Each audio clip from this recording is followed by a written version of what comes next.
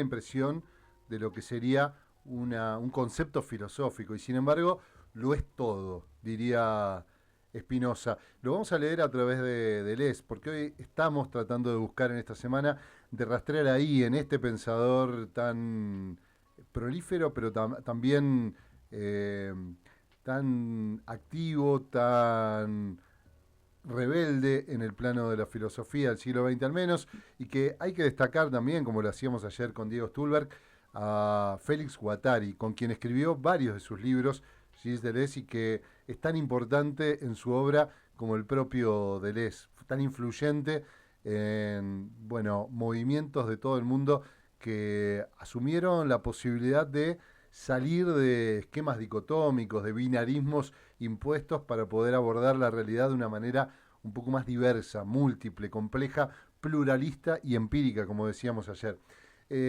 Y vamos a hablar del cuerpo, porque no es capricho, siempre decimos que hay detrás de los abordajes que hacemos la presunción al menos, la intuición de que nos puede ayudar a comprender este momento y a crear algo distinto además. Spinoza abría ya en el siglo XVII a las ciencias y a la filosofía un camino nuevo para esa época. Y también, ¿por qué no? Aún hoy pareciera, por haber quedado al margen de la filosofía oficial, todavía sigue siendo una experiencia nueva que podemos embarcar. Decía Spinoza, ni siquiera sabemos lo que puede un cuerpo.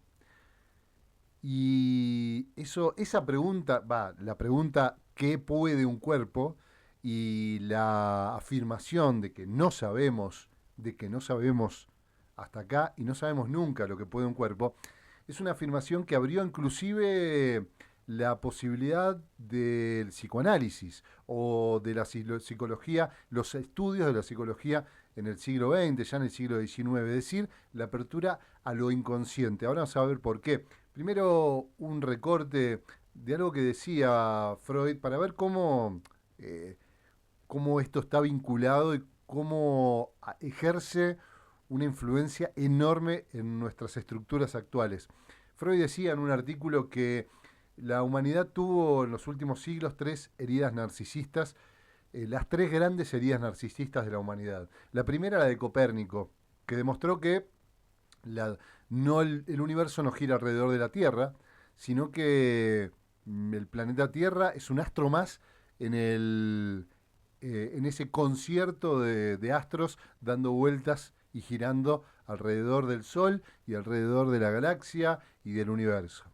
Esa primera idea narcisista para esa humanidad, al menos en Occidente, siempre lo vamos a aclarar, que se creía el centro del universo y que por eso sentía que tenía una preeminencia, que estaba destinado a ser algo superior a cualquier otra especie y además a algo superior al universo, que la razón humana, que la conciencia, el espíritu o el alma, según la corriente o la época que tomara mayor predominancia, eh, tenía un destino a ejercer su voluntad completa en el concierto del mundo y del universo. Bueno, primera línea narcisista, la de Copérnico. La segunda, decía Freud, la de Darwin. Es decir, la demostración de que en la teoría de la evolución no somos tampoco creados por un Dios que nos envió a la tierra y creados a partir de su imagen y semejanza, sino que hemos sido parte de un eslabón solamente de una cadena evolutiva. Por lo cual, tampoco en ese caso lo que nos quedaba de fundamento para ser la especie que tenía ese destino universal y que su conocimiento y su razón tenían la posibilidad de alcanzar la verdad absoluta, también fue degradado a partir de la segunda herida narcisista de Darwin. Y la tercera es la que viene a desplegar el psicoanálisis. Insisto, acá estoy desplegando yo también sus expresiones y después las pondremos en discusión en otra jornada, pero decía, el psicoanálisis viene a demostrar, en realidad, como vamos a ver hoy, ya Spinoza, Nietzsche lo habían hecho previamente, la incapacidad de la conciencia de dominar todo nuestro mundo, de que la voluntad de la razón pueda poner orden y generar y crear un orden a su imagen y semejanza. Bueno, la demostración de que las fuerzas del inconsciente, las fuerzas subterráneas a nuestra propia razón, a nuestra propia conciencia, a nuestra pretendida lucidez, son más fuertes, ejercen un dominio sobre nuestra conducta. En el caso de lo que creemos que deseamos, que queremos, bueno, hay más preponderancia, diría el psicoanálisis, y también lo decía Nietzsche, también lo decía Spinoza, en otros términos, hay más predominancia de lo inconsciente que de la conciencia. Para Nietzsche, la conciencia es un síntoma, apenas un síntoma más del inconsciente, de las fuerzas inconscientes de la vida, que como lo veíamos ayer, y si nos acompañan en este hilo que vamos haciendo, al final de este video le vamos a dejar ahí abajo para que puedan remitirse a lo que conversábamos ayer, eh, que es un síntoma la conciencia o la razón, si ustedes quieren, de esas fuerzas activas. La razón, la conciencia son las fuerzas reactivas que se ejercen y que nosotros terminamos siendo un fenómeno de esa batalla de fuerzas.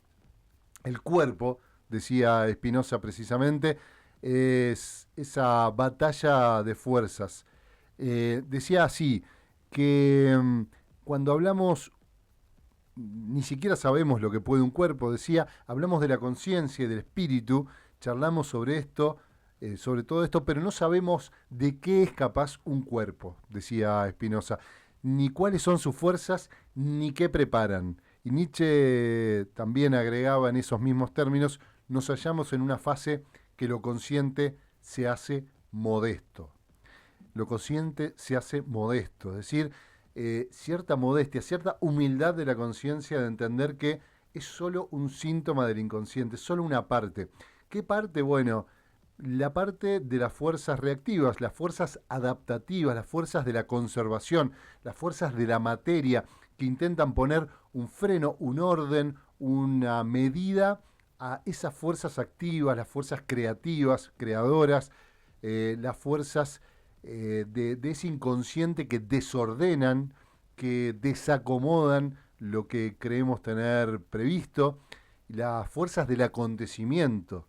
Bueno, esas fuerzas, esa batalla de fuerzas es el cuerpo. El cuerpo es un campo de batallas, decía Nietzsche, donde se juega este torneo. Usaba la palabra torneo porque, bueno, nunca, no es un partido. No es un partido que se acaba en un momento, que ganan unas fuerzas sobre las otras, sino que están siempre en disputa. Y lo que hay que ver es cuáles, o en todo caso, cuando él hablaba de los valores es ver, evaluar cuál de esas fuerzas están predominando e intentar, diría Deleuze, que predominen las fuerzas activas o que tengan lugar, porque lo que nos ha pasado es que nuestra cultura, nuestra civilización, como lo venimos viendo, y tal vez incluso demostrando en estos días, es que nuestra cultura ha tenido una predominancia de las fuerzas reactivas como aquellas que ponían el valor de todas las cosas, en este caso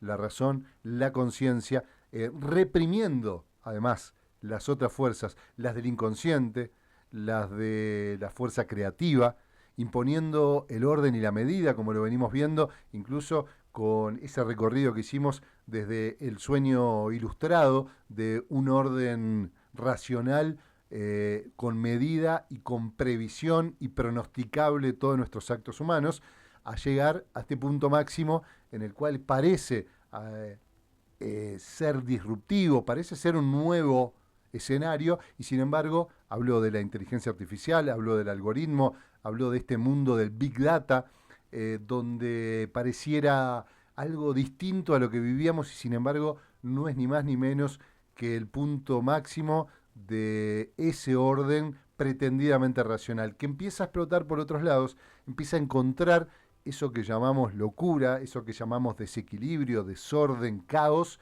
porque, porque está ahí, porque está habitando, y cuando es más reprimido, con mayor fuerza o con mayor desequilibrio todavía aparece en el escenario del mundo.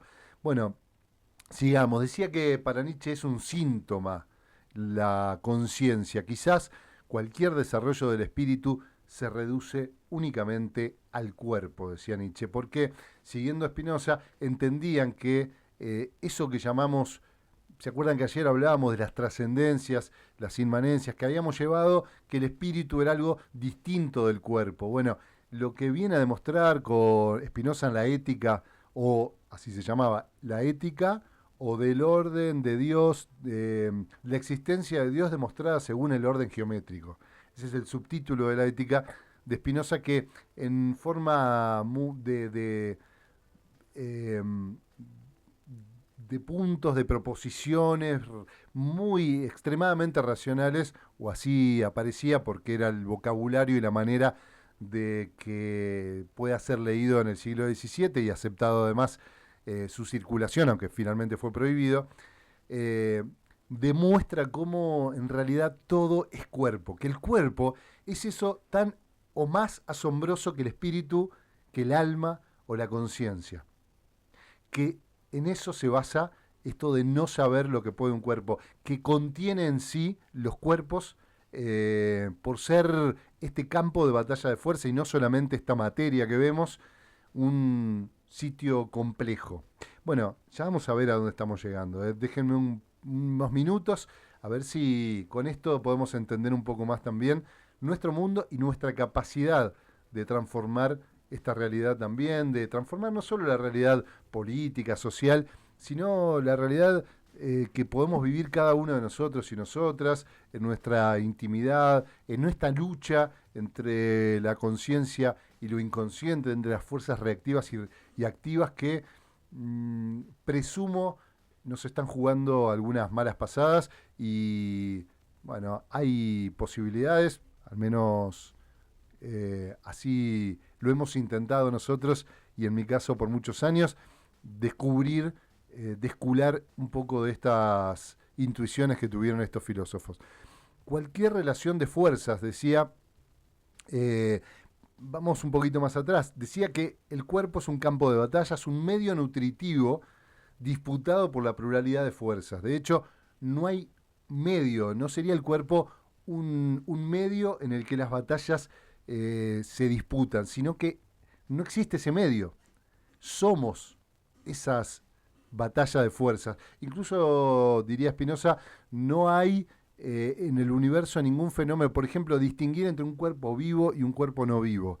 Todo cuerpo es vivo en tanto es un equilibrio de fuerzas o un desequilibrio de fuerzas. En el caso de una piedra, allí hay fuerzas activas que influyen en su propio movimiento, en su degradación, mucho más lentas, y fuerzas reactivas que hacen a la permanencia, a su conservación, y ahí hay una predominancia de las fuerzas reactivas probablemente sobre las fuerzas activas, sobre las fuerzas del movimiento, del cambio, de la transformación, pero es un cuerpo vivo al fin y al cabo. Únicamente cantidades de fuerza, decía Spinoza, y siguiendo la interpretación también nietzscheana en relación a esa tensión de unas con otras. Cualquier fuerza se halla en relación con otras para obedecer o para mandar. Lo que define un cuerpo es esta relación entre fuerzas dominantes y fuerzas dominadas. Y ahí es donde también necesitamos poder ver cómo este orden se reproduce desde un fenómeno físico, biológico, social, químico, político, hasta una idea, porque para Spinoza, y esto es lo que más, más importante para poder aprender de estos pensadores, que las ideas son cuerpos. ¿Por qué? Porque también son una disputa, están una idea, está ahí, una palabra, un concepto, una categoría o, o un plan, una ideología, es un campo de batallas también de fuerzas que están unas veces tomados por unas fuerzas, otras veces por otras, pero que una idea también impacta como un cuerpo sobre otro cuerpo. Eh, y de lo que se trata, como hemos hablado en otras ocasiones, en la ética de Spinoza, es de medir, de poder evaluar a partir de la propia potencia qué cuerpos se combinan bien, se componen, diría Spinoza, o en términos de Deleuze, con qué cuerpos hacemos agenciamientos potentes, alegres, que aumentan nuestra potencia de pensar, de obrar, de sentir, de actuar. Bueno, en ese sentido, así como cuando uno se encuentra con un veneno, lo puede destruir, puede descomponer tu cuerpo, cuando uno se encuentra con algo nutritivo, se compone de manera potente y aumenta nuestra potencia. Lo mismo pasa con las ideas. Una idea, una ideología, un plan, un, un concepto, puede afectarnos aumentando nuestra potencia o disminuyéndola. Y lo mismo le pasa a la idea. La idea puede ser afectada también por diferentes fuerzas, por lo cual también son cuerpos, y así hay que verlos y hay que tratarlos.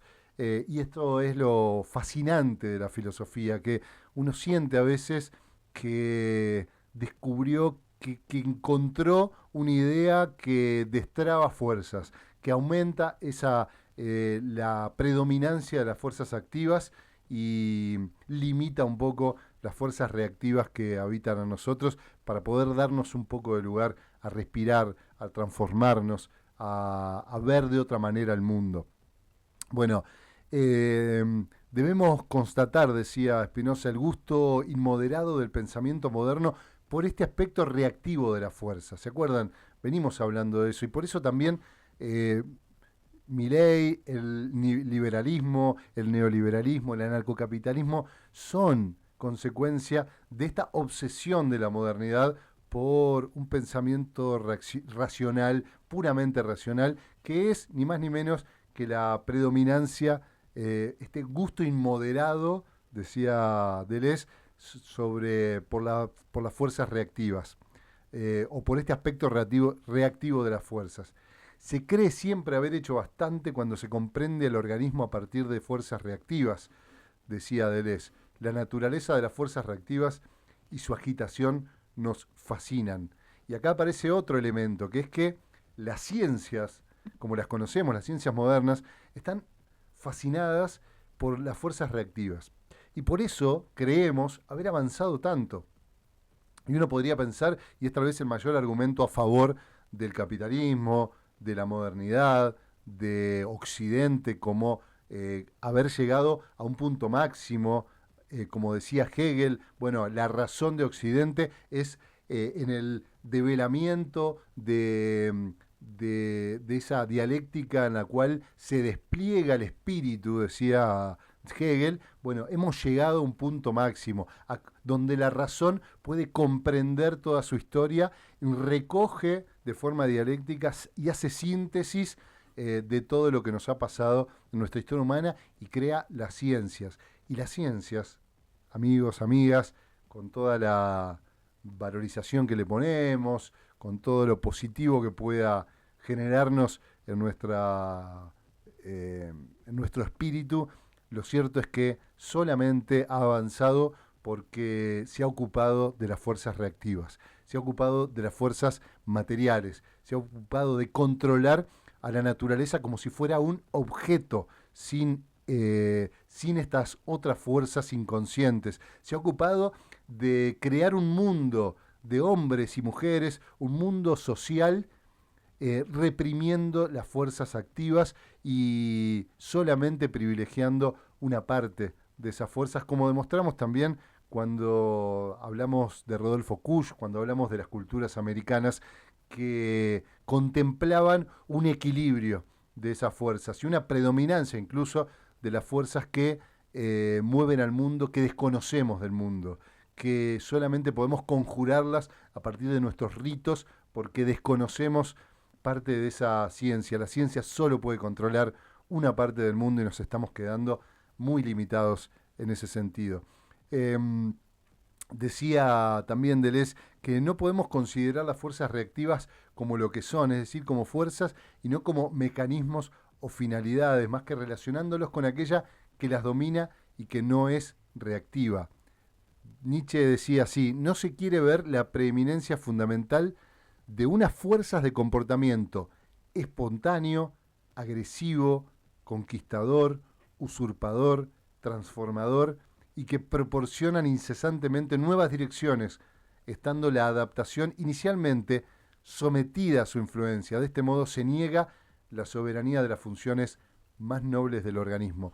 Y acá aparecen palabras que pueden confundir, y de hecho confundieron en el siglo XX a más de un fascista desequilibrado en creer que la idea de que este comportamiento, de estas fuerzas activas, que Nietzsche las describe como espontáneas, agresivas, conquistadoras, usurpadoras, se trataría de una voluntad de poder sobre otros. Y no es eso. Lo que hablaba es de la voluntad de conquistar territorio a las fuerzas reactivas, de ser agresivo frente al espíritu domesticado. Y acá también aparece algo que es clave para poder pensar nuestra época, y lo hablábamos ayer con Diego Stulberg, que la posición de víctima, de hecho, Nietzsche escribe prácticamente contemporáneo a Carlos Marx. Fueron una etapa contemporáneos, pero ya Nietzsche conoció el pensamiento de Marx, que se empezaba a leer mucho en Alemania, pero dudaba de que debiera ponerse en un lugar de reactivo a las fuerzas revolucionarias. Y después vamos a ver si mañana por ahí podemos extender un poquito sobre esto, podemos hablar, tenía preparado para desplegar otros conceptos de Deleuze sobre cómo ejercer esa otra posición que no sería el sujeto revolucionario clásico del siglo XX, que es un sujeto reactivo según él. Pero no lo vamos a hacer hoy, no nos va a dar el tiempo. Y algunas últimas frases que me parece que están buenas para traer. Caracterizar esas fuerzas, decía Nietzsche, activas es más difícil, ya que por naturaleza escapan a la conciencia. La gran actividad principal es inconsciente, decía ya Nietzsche, de alguna manera preanunciando el psicoanálisis, preanunciando todas las teorías más allá del psicoanálisis que pudieron desplegar este efecto, este síntoma, esta consecuencia de haber, mm, de haber roto con de haber construido la herida narcisista, de haber roto ese sueño utópico de que la razón pueda dominar todo y mostrar que somos mucho más vulnerables de lo que creemos. ¿Qué es lo activo? Tender al poder, decía Nietzsche. Apropiarse, apoderarse, subyugar, dominar son los rasgos de la fuerza activa. Apropiarse quiere decir imponer formas, crear formas, explotando las circunstancias. Por eso también Nietzsche critica a Darwin y dice que no le gusta la teoría de la evolución porque según Darwin la fuerza que domina la evolución es la fuerza de la adaptación. Y Nietzsche descree de eso, por eso admira a Lamarck, que disputa la teoría con Darwin, presintió la existencia de una fuerza plástica verdaderamente activa, decía Nietzsche, inicial en relación a las adaptaciones, una fuerza de metamorfosis. Y hoy se puede ver mucho más que la teoría de Darwin, la teoría de la evolución, bueno, no contempló, que puso como principio la adaptación y que hoy se puede demostrar que no funciona así, que no funciona por adaptación, que hay otras fuerzas que intervienen y que es más plástica, y que es esa fuerza de la metamorfosis, algo que hace que nos transformemos, que nos metamorfosemos más allá de los criterios de adaptación. Y por eso lo que decía es que poner, darle lugar, abrirle espacio a las fuerzas activas significa volvernos sujetos creadores nuevamente, creadores de modelos de vida, creadores de modelos sociales, creadores de una nueva forma política que también se nos hace cada vez más necesario.